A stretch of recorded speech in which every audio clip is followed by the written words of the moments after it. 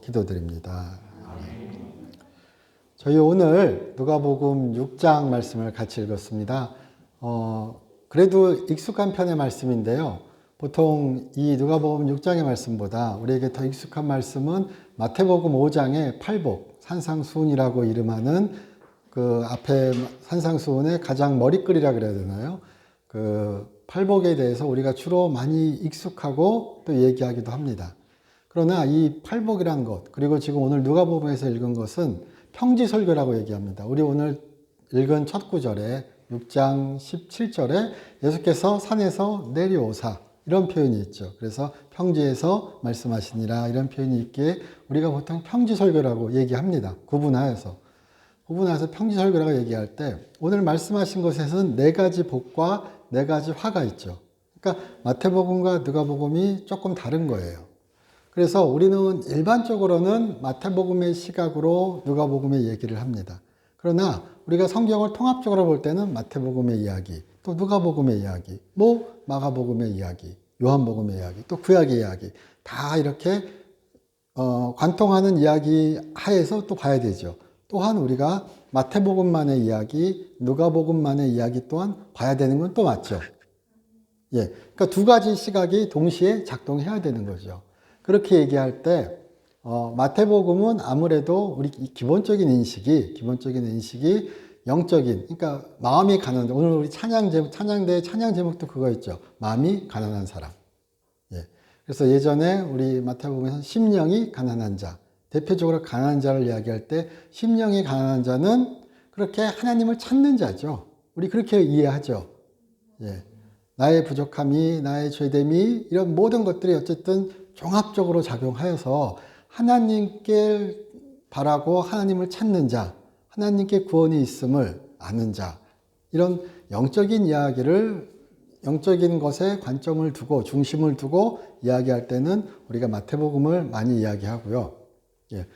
가난한 자 그럴 때 말 그대로 우리 단어 그대로 진짜 경제적으로 사회적으로 육체적으로 가난하다 그럴 때는 누가복음의 이야기를 많이 강조를 합니다. 그러나 우리가 분명히 좀 하셨으면 좋겠는 것이 성경은 마태복음도 있고 누가복음도 있죠. 예. 그리고 가난한 자라는 용어에 대해서 아마 대부분은 다 인정하는 것입니다. 가난한 자라는 용어에 대해서는 성경에는 사회적, 경제적으로의 가난함 뿐만이 아니라 그렇게 주를 향한 가난함. 예. 그러니까 내가 주에 비해서 부유하지 않다.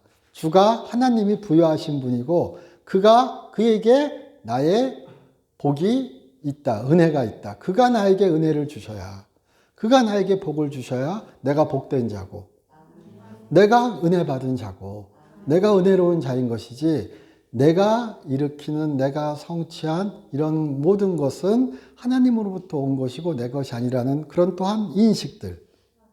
예. 그러니까 하나님 앞에 가난한 자, 겸손한 자. 그러니까 가난한 자가 우리 그래서 마태복음의 심령이 가난한 자를 자주 얘기할 때 겸손한 자 이렇게 표현하기도 해요. 그러니까 실제로 구약 성경에서도 가난한 자는 겸손한 자, 온유한 자, 경건한 자 이런 의미를 가지고 있습니다. 그러니까 이 두 가지 의미가 다 섞여 있다고 보셔야 되는 거죠. 예. 실질적으로 가난한 자이기도 하고요. 또한 한편에서는 그렇게 겸손하고 온유하고 하나님 앞에 그렇게 하나님의 복을 구하는 자, 경건한 자, 하나님을 두려워하는 자. 경건은 그런 의미죠. 하나님을 두려워하는 자, 하나님의 말씀을 순종하는 자를 그렇게 또 한편에서 구약 성경의 이야기에서 그렇게 하나님의 길을 따르는 자는, 하나님께 순종하는 자는 한편에서는 하나님의 복을 받기도 하고요. 또 한편에서는 세상의 핍박을 받기도 하죠. 그러니까 이 두 가지가 혼재해 있는 거죠, 항상. 예. 하나님께서 복을 주셔서 아브라함처럼, 요셉처럼, 야곱처럼 장수의 복을, 자손의 복을, 물질의 복을 허락하기도 하시죠. 그러나 예레미야처럼, 이사야처럼 톱에 썰리기도 하고, 예, 추방받기도 하고, 감옥에 갇히기도 하고, 돌을 맞기도 하고, 예, 어디나 그렇게 딱 반드시 세상에서의 복이, 우리가 말하는 세상에서의 행복이, 세상에서의 성공이 언제나 보장되는 건 아니죠. 예. 그러니까 그 긴장 관계를 그런 관계를 우리가 꼭 가난한 자나 부한 자를 볼 때 같이 보셨으면 좋겠습니다. 네. 그리고 이 구절을 볼 때 저는 그렇게 한번 봤으면 좋겠습니다. 하나님 나라가 여기서도 처음에 예수께서 그렇게 말씀하시죠. 이렇게 딱 사람들을 보시고 제자들을 그리고 그를 만나러 온 사람들을 보시고 근데 그 전 단계가 무엇이냐? 예수님께서 기도하시고 제자들을 뽑으세요. 예, 그리고 산에서 내려오시죠. 그리고 아픈 자를 고치시죠. 귀신을 쫓아내시죠. 예, 그리고 그들에게 말씀하시죠. 그러니까 이것은요. 그렇게 하나님의 나라가 임하면 하나님의 나라가 있으면 치유되고 귀신이 쫓겨가고 그렇게 사단의 영역이 사단의 지배가 사단의 유혹이 부셔지고 예, 정복되고 그리고 그렇게 하나님의 은혜를 입은 자들이 어떻게 살아가는 거에 대해서 그리고 그 의미가 무엇인가에 대해서 예수님께서 쭉 지금 평지성경을 통해서 말씀해 주시는 거예요. 그래서 우리 처음 구절에서는 그렇게 어떤 자들이 그리고 그렇게 하나님의 은혜를 입은 자들이 누구인가? 당신들은 누구인가? 당신들은 가난한 자예요. 아픈 자예요. 우는 자예요. 굶주린 자예요. 그러나 하나님이 당신들을 지금 고치셨고 하나님이 지금 당신들을 치유하셨고 예, 하나님이 당신들을 위로하실 것이기에 당신들은 지금 오히려 복받은 자들이고 복받을 자들이다. 이렇게 위로의 말씀을 해주시는 거예요. 소망의 이야기를 해주시는 거예요. 그리고 부요한 자들에게 말씀하시는 거예요. 부요한 자들이여 예, 세상으로부터 위로받은 자들이여 하나님의 위로를 구하지 않고 세상으로부터 위로받은 자들이여 그저 세상의 부로 지금의 부로 지금의 성공으로 만족하는 자들이여 웃는 자들이여 나눔이 부족한 자들이여 화가 있을지어다. 예. 그러므로 앞에 가난한 자들 이렇게 쭉 나오는 가난한 자들, 굶주린 자들, 우는 자들 또 이렇게 선지자와 같은 자들은 예. 어떻게 보면 이 예수님의 메시지는 위로의 메시지요, 은혜의 메시지입니다. 그리고 부한 자들, 웃는 자들, 우는 자들, 거짓 선지자들 같은 자들에게는 예수께서 경고의 메시지를 하시는 거예요. 회개하라. 돌이켜라. 그리고 그 뒤에 우리가 이렇게 한번 성경을 쫙 읽어보시면은 바로 성경 27절 소제목이 뭐죠? 원수를 사랑하라. 예. 그러니까 그렇게 가난한 자도 하나님의 은혜를 얻고 부한 자도 회개하여서 원수를 사랑하라로 대표되는 그런 하나님의 길을 걸어가자. 이렇게 얘기하시는 게 평지 설교인 거예요. 사랑이란 무엇인가? 우리 고린도전서 13장의 사랑의 이야기도 유명하죠. 그러나 또한 더 유명하고 어떻게 보면 이야기가 누가복음의 사랑 이야기예요. 원수를 사랑하라로 대표되는. 예, 그렇게 우리가 한번 보셨으면 좋겠습니다. 그러니까 단순히 가난한 자를 경제적으로 사회적으로 약자만을 생각한다면 그렇게 어떻게 되는가? 마치 이런 겁니다.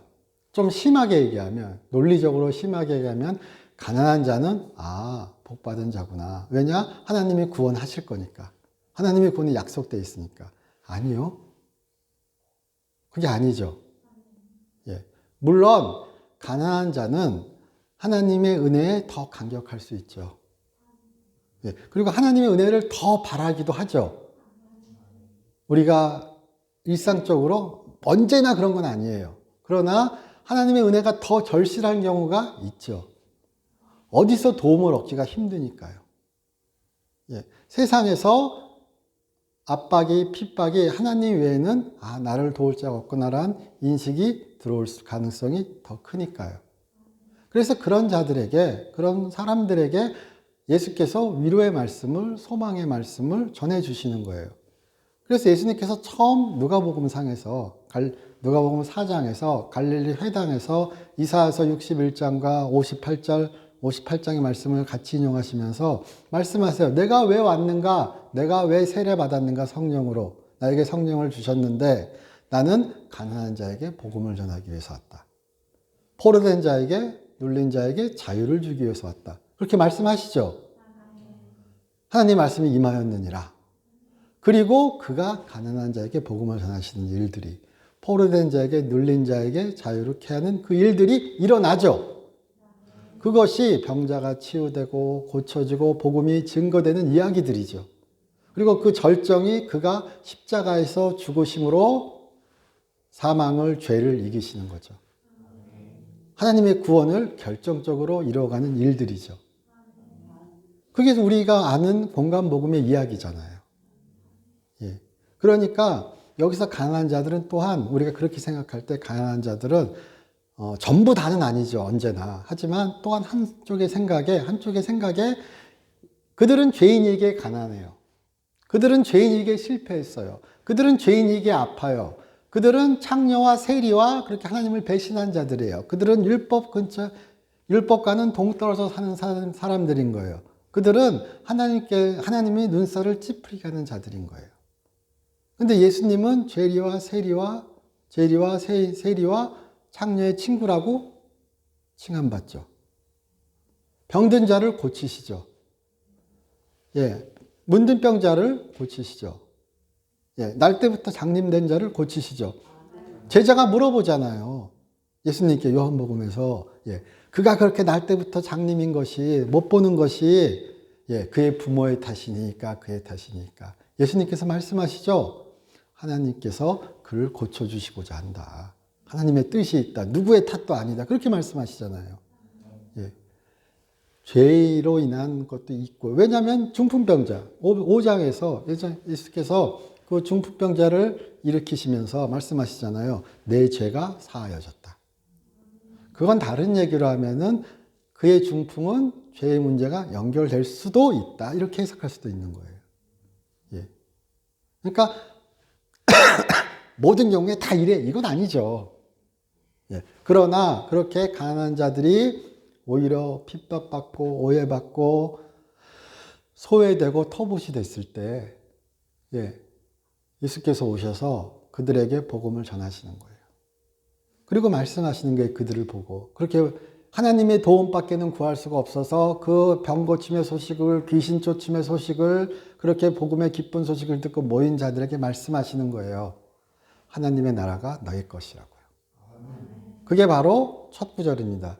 6장 20절에 가난한 자는 복이 있나니 하나님의 나라가 너희 것이며. 그래서 전통적으로 이 6장 20절의 첫 문장은 반드시 현재형으로 번역됩니다. 현재형이라는 것은 지금 너희 것이라는 거예요. 지금 하나님의 나라가 있다는 거예요. 예, 나중에 올 것도 아니고 예전에 와서 뭐 이런 의미가 아니라, 그런 의미보다 말하는 것은 지금 하나님의 나라가 임했다. 이 하나님의 나라가 임했기에 귀신이 쫓겨나고 치유가 일어나고 그렇게 예수의 말씀이 능력으로 역사하는 것이다.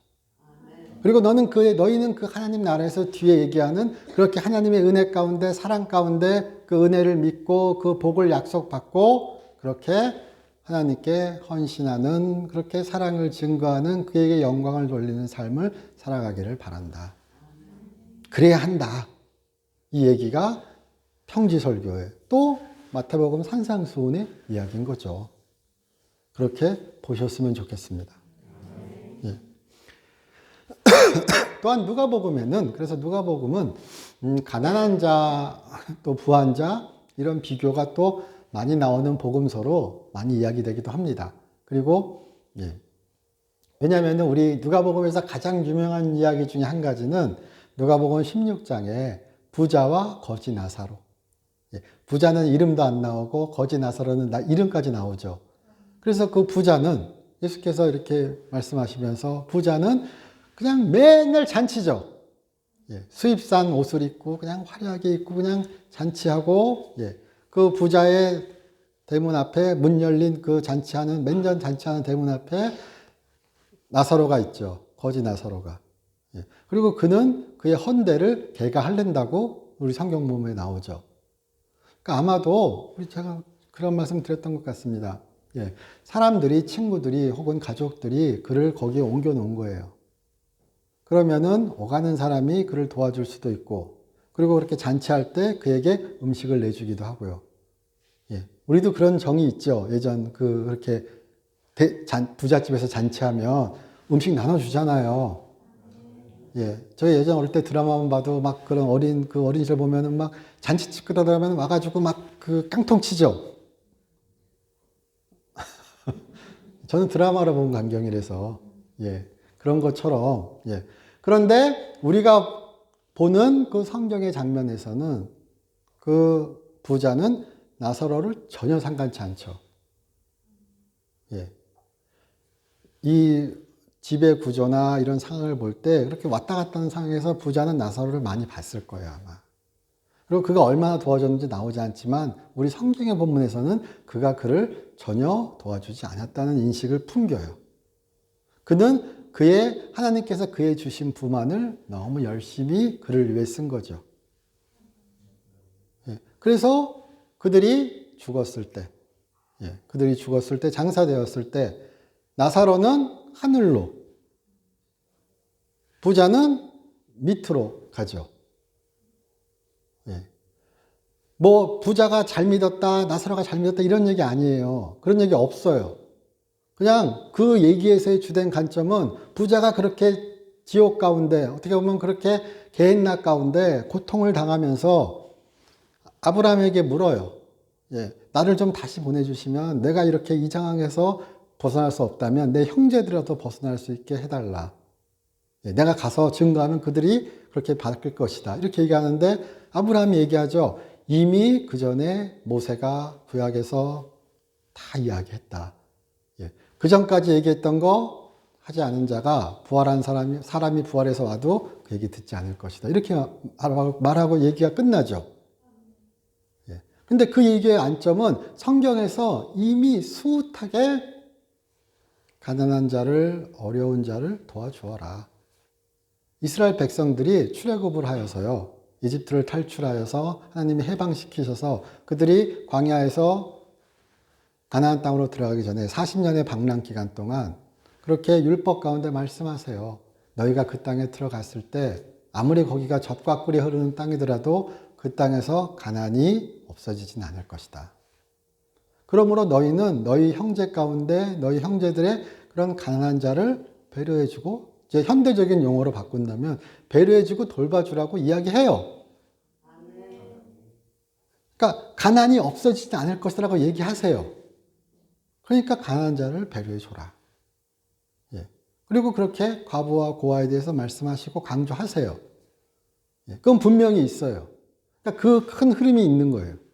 그래서 유대인들에게 있어서 그 구제, 가난한 자를 도와주는 것은 하나님과 올바른 관계에 있다는 가장 큰 표시 중에 한 가지예요. 하나님과의 올바른 관계를 이야기하는 것이 무엇이냐? 의예요. 우리가 얘기하는. 의롭다. 의롭다 그럴 때 하나님과 올바른 관계에 있다는 것을 나타내는 가장 큰 표시 중에 한 가지가 구제입니다. 그래서 여전히 아직까지도 유대인들에게 있어서 구제는 그런 의로움의 표상입니다. 그것을 우리가 인식해야 됩니다. 그러니까 성경에서는 그 큰 흐름이 있습니다, 분명히. 예. 그리고 또 한 흐름이 있죠. 우리가 예수를 주로 고백하고 그가 우리를 위하여 죽으셨고 피 흘리셨고 우리가 그의 보혈로 치유받고 구원받는다는 것. 그를 구세주로 인정하는 것. 그래서 우리가 그의 의를 받는 것. 그의 의를 전가받는 것. 뭐 칼빈의 이야기를 빌리면요. 그것이 또한 있죠. 그 의로움이. 예수의 의로움이죠. 예수님의 의로움. 그러니까 이 두 가지가 섞여간다고 생각을 해보셔야 되는 거예요. 그러니까 가난한 자는 또한 그런 의미에서 그렇게 하나님이 도우라 그러셨고 하나님의 도움이 필요한 자들이 가난한 자들인 거예요. 예수께서 오셔서 그렇게 그 가난한 자들에게, 오는 자들에게 위로를 전하시는 거죠. 너무나 당연한 이야기인 거죠. 그리고 그렇게 부한 자들이 그렇게 하지 못했음을, 웃는 자들이 자기만 웃었음을, 세상에서 칭찬받는 자들 얘기할 때도 거짓 선지자가 왜 나오는가? 그 문맥을 보면 자연스럽게 되죠. 구약 성경에서도 거짓 선지자들의 대표는 무엇이냐? 이렇게 얘기할 때요. 하나님을 위하는 것이 아니라 세상을 위하고 자기를 위하는 거예요. 예, 그래서 평안하다, 평안하다. 이스라엘이 엉망이잖아요. 예, 하나님의 뜻이 너무나 헝클어진 나라였어요. 하나님을 믿는다 그러면서 하나님을 믿는 모습이 잘 안 보이는 나라였던 거예요. 그런데 거짓 선지자들은 얘기해요. 하나님이 평안을 약속하셨다. 하나님이 지키시는 나라다. 우리나라는 멸망하지 않는다. 예, 그러나 이사야는, 에레미야는 맨날 나오면 이야기하죠. 이 죽일 것들 눈에 다 그냥 박살날 거야. 예, 하나님이 너희를 다 흩으실 거고 너희는 그냥 아주 그냥 더 심하게 하면 안 되겠죠. 예. 그러니까 인기 있겠어요? 인기 없죠. 예. 기적이 일어나면 뭐예요? 예. 맨날 이 죽일 것들 그러는데. 예. 너의 평안은, 너의 화평은, 너의 번영은 착취한 것이요.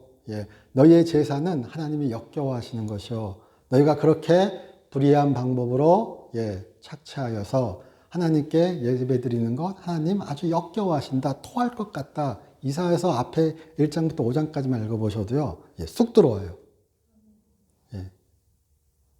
그리고 말라기 같은 거 제가 이제 수요일 때 말라기 할 테지만 나에게 똥 같은 걸 바치는 거라고 얘기하시잖아요.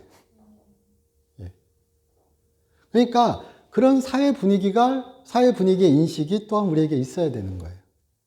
그래서 하나님께서 가난한 자에 대해서 그들의 압박에 대해서 아픔에 대해서 슬퍼하시는 거예요. 애통해 하시는 거예요. 그러니까 하나님의 자녀로서 우리는 그들의 눈물을 닦아줄 또한 의무가 있다고 해야 되는 거죠. 나를 위해서가 아니라 하나님을 위해서요. 그게 또한 우리의 어떤 한 튼튼한 신학적 그 진리 가운데 서 있기를 주님의 이름으로 축원합니다. 그래서 가난과 부가 천국과 지옥을 하나님의 복 주심을 나누는 게 아니라 하나님은 가난한 자를 병든 자를 도와주시기를 원하세요. 그러나 모든 자가 반드시 가난을 벗어나지 않아요. 모든 자가 고쳐지지 않아요. 거기에는 정확한 이유도 솔직히 몰라요. 저는 몰라요. 왜 고쳐지세요? 몰라요. 은혜예요. 신비예요. 물론 빡세게 기도하죠. 또 능력받은 분이 은사자가 기도하죠. 그런 경우도 있죠. 그러나 주시는 분은 하나님이시잖아요. 그가 판단하시고 그가 결정하시고 은혜 가운데 그가 허락하시잖아요. 예수님도 오늘 뭐라 그러죠? 우리 앞에 보면 그에게서 능력이 나갔더라. 그러니까 사람들이 막 붙잡았다 그러잖아요. 19절에 막 붙잡았대요. 사도 바울 사도행전 얘기처럼. 그러니까 사도 바울도 그랬는데 예수님은 오죽했겠어요. 가서 막 붙잡았대요. 막 옷자락만 만져도 능력이 팍팍 튀어나간 거잖아요. 그러니까 우리가 그런 하나님의 능력이 가난한 부 이것이 어떻게 너무 세상적인 관점으로 그것을 해석하지는 않았으면 좋겠습니다. 하나님은 가난한 자를 사랑하시고 부한 자를 미워하신다는 것은 또 한편의 극단인 거예요. 하나님은 다 사랑하시는데 하나님은 바라시는 거예요. 가난한 자가 조금 더 배려받기를. 하나님의 위로가 그들에게 더 필요하니까요. 저는 그렇게 보았으면 좋겠습니다. 하나님은 계좌 갖고 판별하지 않으세요. 그렇죠. 주식 갖고 판별하지 않으세요. 부동산 갖고 판별하지 않으세요. 그러나 부자와 거지 나사로의 이야기처럼 어떻게 하나님의 복을 사용했는가는 판별하시겠죠. 그건 부정하기 힘들 것 같아요. 그건 부정하기 힘들 것 같아요. 그래서 누가복음에서도 가난한 말이 딱 2번 나와요. 거지 나사로 그리고 가난한 과부. 누가복음 20장인가요? 21장인가요? 거기에서 그렇게 과부의 재산을 삼키는 그런 제사장들 바리새인들의 이야기가 나오고 그리고 그 앞에요. 그리고 그 다음에 예수께서 성전에 계시면서 이방인의 뜰에 계시면서 여인의 뜰인가요? 계시면서 가난한 과부가 두 랩돈, 우리 돈으로 뭐 500원 안 될 거야. 50원? 예. 그렇게 두 랩돈을 넣는 장면이 나오죠. 그리고 예수께서 말씀하세요. 저 여인이 가장 큰 거를, 가장 많은 것을 바쳤다고요. 그 얘기는요, 마치 누가복음 12장에 어리석은 부자의 비유에서 어리석은 부자가 그렇게 자기가 많은 것을 수확하고 창고에 막 짱 박아두고 내 영혼아 평안하라 신나죠. 예. 마치 부자와 나사로의 그 부자처럼 매일이 잔치인 거죠. 예. 생각해보면 그렇습니다. 와, 예. 얼마나 행복하겠어요. 예. 요즘식으로 말하면 저도 그렇고 한번 자, 눈 감아 보세요. 아니, 눈 감을 필요는 없죠. 자, 상상해 보시는 거예요. 내가 이렇게 싹 걷는데 여기도 내 건물. 예, 여기도 내 건물. 얼마나 행복해요. 그렇죠? 예. 아, 뉴스에 나오는 회사에 아, 내가 저기에 만주 갖고 있지. 예. 얼마나 행복해요. 그렇죠? 예. 글쎄요. 주로 인해 행복하라고 얘기하는 거잖아요. 네. 주로 인해 행복하다. 예. 우리 그건 분명하죠. 예. 예. 그러니까 가난이 부가 모두 다 가치 중립적이고 상당히 또한 유혹적이기도 하죠. 저는 그렇게 믿습니다. 가난은 상당히 사람을 피폐하게 만들 수 있습니다. 근데 부는 상당히 사람을 타락하게 만들 수 있죠.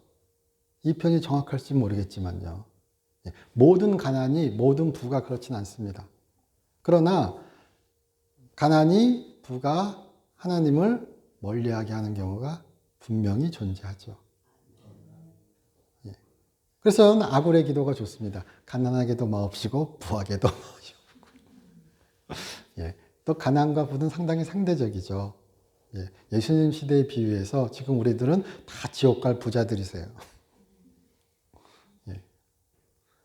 그러니까 그렇게 얘기하면 한두 끝도 없는 거예요. 그리고 그렇게 가난한 자, 부한 자, 권세 있는 자, 약한 자를 나누고 갈라치게 하는 것은 성경의 진리가 아니에요.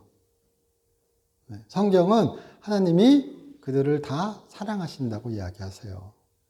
그러니까 그들이 그러나 돌아오기를 바라세요.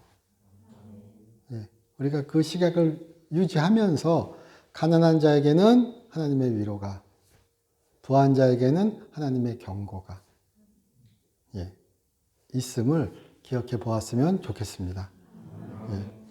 그래서 여기 너희 가난한 자는 복이 있나니 하나님의 나라가 너희 것이며, 이 얘기가 그렇게 그들이 사회적으로, 그들이 경제적으로, 영적으로 갈급하였을 때 얼마나 위로가 되고 위안이 되고 그렇게 하나님의 기쁜 소식이 되었을지를 상상해 보아야 되는 거예요. 어디도 도움받지 못하는 그 상황에서 병자가 치유되고 귀신이 나가고 그렇게 하나님의 나라가 임했고 그렇게 너희가 바라던 그 얘기가 하나님이 너에게 있다. 그들은 그들의 삶에서 하나님은 나에게 안 계신다. 하나님이 나를 버리신 거 아닐까. 나는 죄 가운데 있기에 하나님이 나를 인정하지 않는 것 같아. 이런 얘기를 숱하게 들었을 수도 있어요. 그러나 그들이 예수를 찾아 그 소문을 듣고 그에게 올라왔을 때 예수님이 말씀하시는 거예요. 너희는 복받은 자들이다. 너희는 행복한 자들이다. 아브라함에게 하신 말씀이죠. 너는 복이 될지라. 얼마나 그들에게 그것이 은혜가 되었을까 상상해 보시라는 거예요.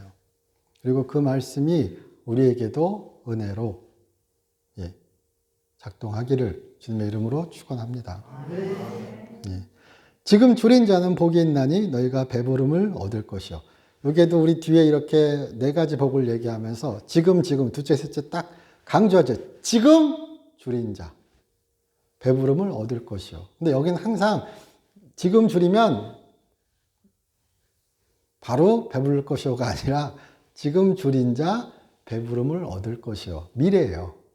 미래는 언제 될지 모르죠. 미래는 언제 될지 몰라요. 그건 주님에 달려 있어요. 그러나 반드시 배부를 것이에요. 이것을 얘기할 때 이미와 아직의 종말론적 시각이라고 얘기해요. 하나님 나라는 그런 이미와 아직의 이미 왔으나 아직 완성되지 않은, 아직 완성되지 않은 그 긴장 가운데 있어요. 그래서 그 뒤에도 이런 그 시각은 종말론적 시각이라고 얘기합니다. 현실에서 미래가 현실로 꿰뚫고 왔으나 아직 그 미래가 오지 않았죠. 완전하게. 그러니까 그 긴장이 존재해요. 그래서 병자가 다 치유되지 않아요. 귀신이 언제나 패배하는 것이 아니에요. 언제나 아직도 우리는 죄 가운데 싸워야 돼요. 여전히 성령의 갑옷을 입고 우리는 굳세게 버텨야 돼요. 여전히 우리는 하나님의 나라가 왔으나 완성이 아직 되지 않았기에. 예, 주로 말미암아 주와 함께 우리는 있어야 되는 거예요. 예, 우리는 지금 줄여요. 예, 육체적으로 여기서는 1차적인 의미는 육체적인 것이 맞겠죠. 그러나 또한 영적으로 줄여요. 영적으로 그렇게 갈급해요. 두 가지 의미가 다 있을 수 있다는 거예요. 예. 그런데 여기 배부를 것이어도 이 단어조차도 배부르다는 이 헬라어 단어가 번역된 헬라어 단어는 육체적으로 배부르다가 있고요. 만족하다는 뜻이 있어요. 만족하다는 좀 더 포괄적이죠. 그래서 이것은 대표적으로 그렇게 천국 잔치에 우리가 참석하였을 때 예수의 만찬에서 그렇게 그가 만족할 것이다, 만족을 얻을 것이다는 의미로 자주 사용돼요. 그러니까 배부르다는 번역도 좋지만 영어 성경 번역에는 그들이 만족을 얻을 것이다, satisfied라는 표현으로 많이 번역이 돼요. 그러니까 두 가지를 다 생각해 보면 되는 거죠. 예. 세상에서 배부름이 있을 것이고요. 마지막 날 그 잔치에 너희가 초대될 것이에요. 왕이 가난한 백성들을 부르죠. 원래 초청됐던 자들이 나 소 사러 가야 돼, 나 밥 보러 가야 돼, 그래서 막 가버리죠. 그러니까 왕이 화나가지고 아무나 불러와 그러죠. 진짜 아무나 불러오죠. 예, 진짜 아무나 불러오잖아요. 잔치를 배설하죠. 그 잔치에 참석한 자들이 만족하였겠죠. 그리고 그 잔치에 참석하는 자들 중에 제대로 옷을 입지 온 자가 쫓겨나죠. 예수의 옷을 입어야죠. 그렇게 얘기하기도 합니다. 우는 자는 복이 있나니 너희가 웃을 것이며. 요한계시록에서도 대표적으로 말씀하십니다. 마지막 날 그렇게 우는 자가 없을 것이요 병든 자가 없어질 것이라고 그렇게 사도 요한은 얘기하죠. 그런 것처럼 마지막 날 하나님 그 천국의 날 우리는 울지 않을 것이요 만족할 것이요 하늘의 모든 축복이 우리에게 있을 것입니다. 그러나 그 전에 우리의 삶은 가난할 수도 있고 울 수도 있고 배고플 수도 있습니다. 그러나 하나님이 우리에게 약속하셨기에 그는 신실하신 분이기에 그리고 하나님의 나라가 우리에게 왔기에 우리는 그 미래의 시련을 바라보고 갈 수 있는 것이죠. 그래서 복음이죠. 기쁜 소식이죠. 그래서 행복한 이야기죠. 그래서 당신들은 행복하다 이렇게 얘기하는 겁니다. 천주교 성경에서는 행복이라고 번역해요. 워낙 우리에게 행복이란 것은 단순히 건강하고 일이 잘 되고 이것이 의미가 강하기에 행복이란 말을 우리가 너무 세상적으로 사용하기에 그런 경우가 많이 있지만 아주 그냥 대놓고 직역으로 바꾸면은 행복 이 말도 됩니다. 인자로 말미암아 그래서 22절입니다. 인자로 말미암아 사람들이 너를 미워하며 멀리하고 욕하고 너 이름을 악하다 하여 버릴 때에는 너희에게 복이 있도다. 그래서 이 가난하고 굶주리고 울고 인자로 말미암아 너희가 이런 모든 것을 또한 경험하죠. 너희가 복이 있다. 세상은 우리가 그것을 지금 우리의 시대로 생각하는 것이 아니라 만일 이 당시의 시대라면 그리고 이 마태복음을 읽었을 그 당시의 세대라면 더욱더 예수를 믿는다는 것은 예수를 주로 고백한다는 것은 사회에서 그래도 나중에 아주 박해까지는 아닐지언정 터부시 되고 조심스러운 행동이었을 것입니다. 그러나 그들은 예수를 따랐죠. 그런 들에게 약속하십니다. 하나님은 그 헌신을 기쁘게 받으실 것이다. 예. 그리고 그가 상 주실 것이다. 그러나 상을 위해선 달리지 마라. 꼭 얘기하시죠. 예. 우리는 상을 위해서 달리는 게 아니라 예. 하나님의 은혜에 반응하여 달려가죠. 예. 그렇게 보셨으면 좋겠습니다. 예. 그래서 23절에 그날에 기뻐하고 뛰놀라 하늘에서 너희 상이 큼이라 그들의 조상들이 선지자들에게 이와 같이 하였느니라. 그래서 아까 선지자 두 가지 선지자가 있잖아요. 예, 이사야, 에레미야, 뭐 하박국, 말라기 다 인기 없어요. 대체적으로 인기 있던 선지자 별로 없어요. 예. 그래서 그러니까 항상 우리가 일대일 대응은 아는 거지만 그래서 또 한편에서는 이 요즘 시대에 예, 선지자적이라고 얘기하고 인기 있으면은 아이 별로다 이렇게 얘기하는 근거가 되기도 하는 거예요. 너무 세상적이다. 예. 모두 다 반드시 그런 건 아니지만요. 예. 그러나 화 있을진저 그러니까 이것도 함정이에요. 그러면은 인기 없으면 하나님의 뜻을 따르는가? 아니에요. 여기는 일반론을 얘기하는 게 아니에요. 여기는 절대적인 법칙을 이야기하는 게 아니에요. 하나님의 은혜와 하나님의 경고를 얘기하는 거예요. 가난한 자에게도 하나님의 은혜가 임한다. 오히려 더 임한다. 오는 자에게 하나님의 위로가 있다 지금. 이렇게 선포하시고 말씀하시는 거예요. 가난한 자가 되기 위해서 애쓰라고 얘기하는 게 아니에요. 부자를 버리라고 얘기하는 게 아니에요. 그러나 부의 위험이 경고되는 것이에요. 그건 우리 인정할 수 있죠. 예. 그러나 화 있을진저 너희 부유한 자여 너희는 너희의 위로를 이미 받았도다. 그래서 이미 받았다는 것은 하나님의 위로가 필요 없는 거예요. 하나님의 위로를 중히 여기지 않는 겁니다. 이미 만족했거든요. 이미 평안합니다. 이미 든든합니다. 우리 누가복음 12장에 어리석은 부자의 비유처럼 얼마나 든든해요. 예. 예. 저도 그렇거든요. 예. 그러면 기독거리 하나 줄어든 거죠. 예. 하나님께 일용할 양식을 구해야 되는데 입이 일용할 양식이 잔뜩 쌓여있는데 일용할 양식을 구할 필요 없죠. 예. 이게 적절한 비율 줄 몰라도요. 화 있을진저 너희 지금 배부른 자여 너희는 주리리로다. 그래서 이 화 있을진저 이렇게 얘기할 때 화라는 단어는 화라는 단어로 번역되기도 하고 두 가지 대표적인 뜻입니다. 화라는 뜻도 있고 오 슬프도다 이런 뜻도 있습니다.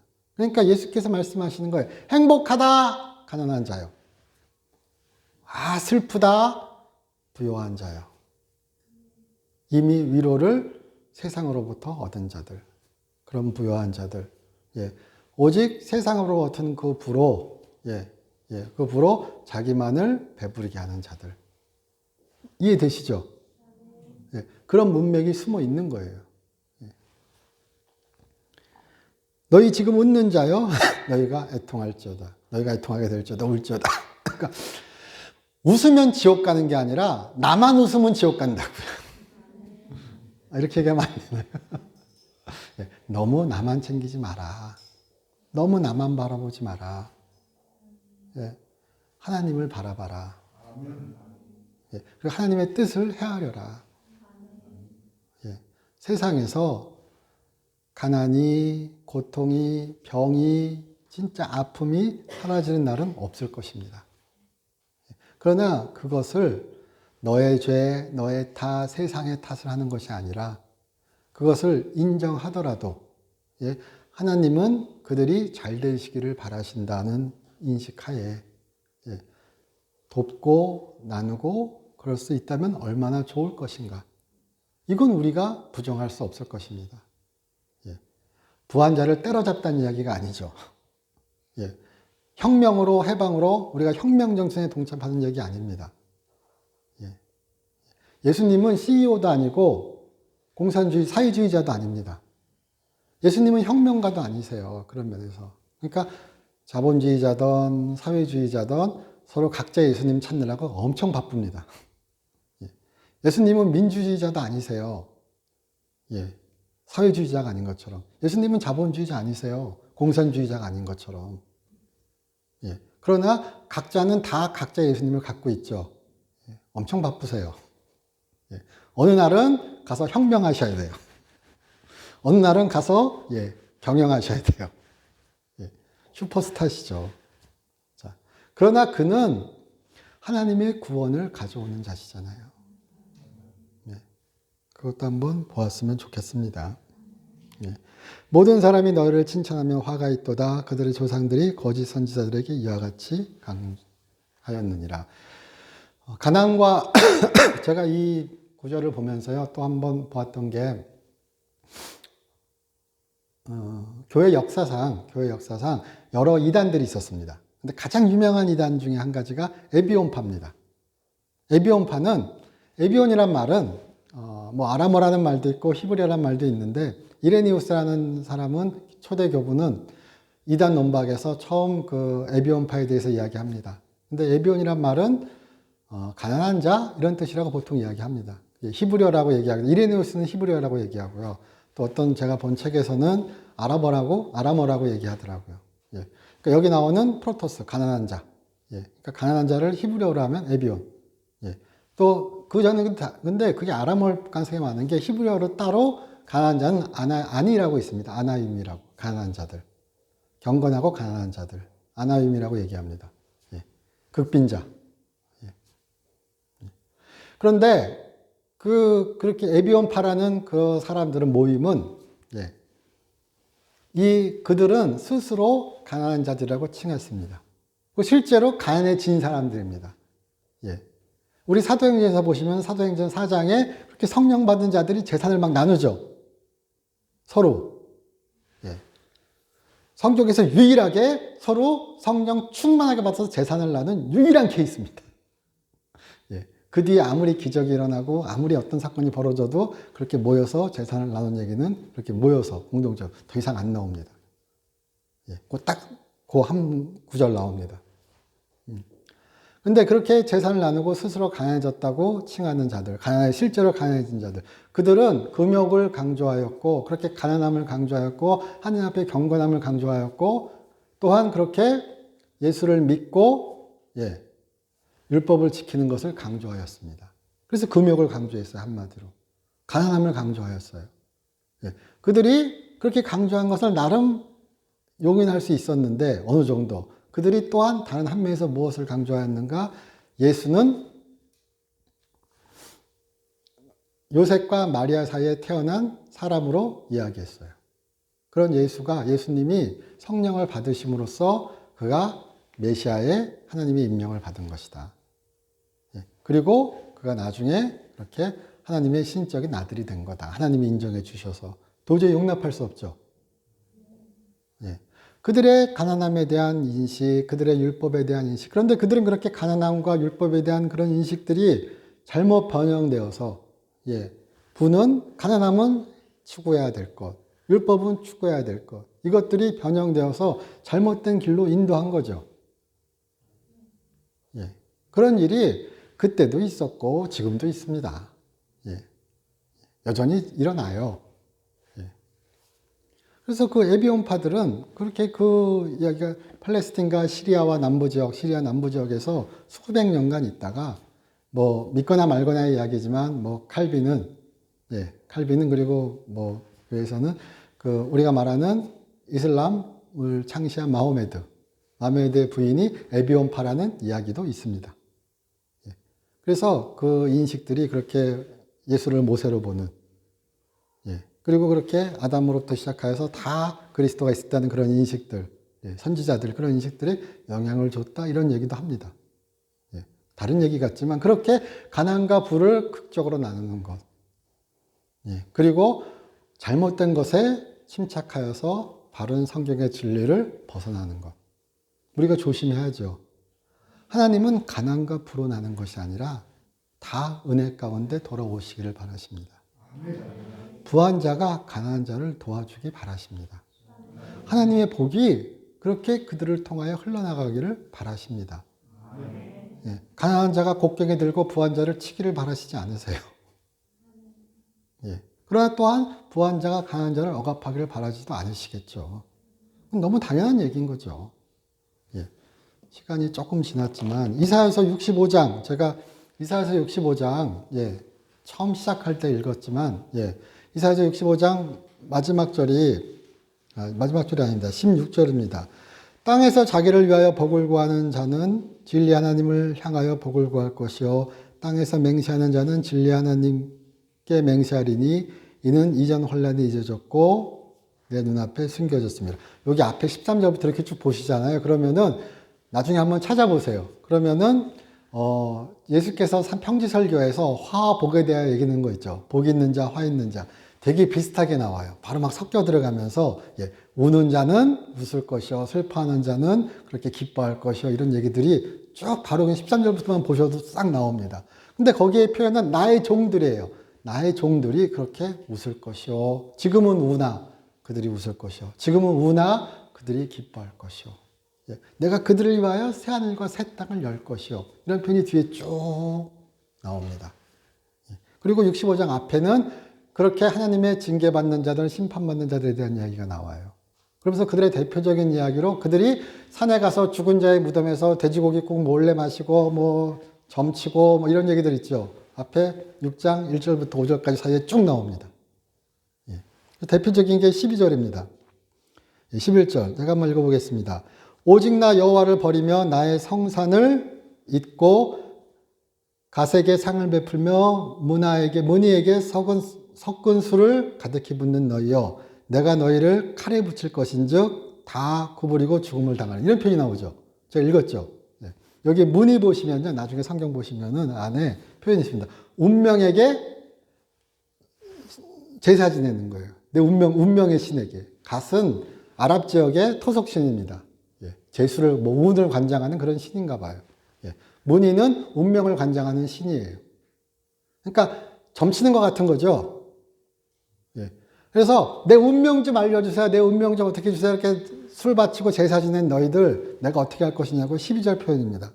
내가 너희에게 칼을 붙들려 주리라. 그런데 히브리어가 내가 너희에게 칼의 문화를 주리라. 칼의 운명을 붙여주겠다.